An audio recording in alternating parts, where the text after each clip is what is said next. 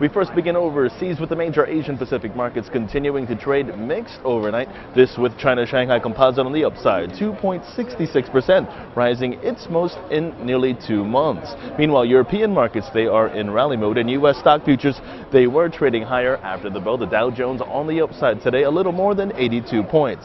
Now, we first begin in Cyprus as Finance Minister Michael Sadis continues to be in talks with Russia for aid. The island nation's parliament rejected the EU bailout deal yesterday, with not a single member voting in favor of it. Meanwhile, in the United States, the FOMC meeting announcement and forecast, they will be out at 2 p.m. Eastern Standard Time. This after the Federal Reserve revised its release time.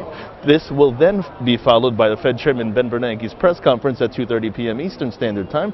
The asset purchase program and interest rates are expected to remain unchanged, but analysts are indeed watching the language for clues on quantitative easing.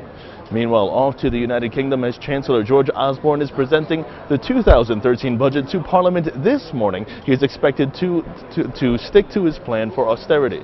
Keeping in the United Kingdom, jobless claims, they declined by 1,500 to 1.54 million, therefore missing expectations, calling for a decline by 5,000.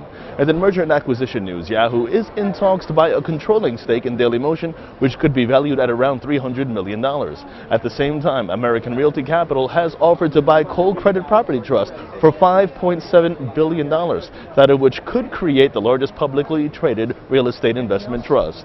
And Freddie Mac has sued more than 12 of the world's biggest banks, including Bank of America and JP Morgan, for alleged LIBOR manipulation. This according to various reports. And President Barack Obama is on a 3-day visit to Israel today to help smooth relations between the Israelis as well as the Palestinians.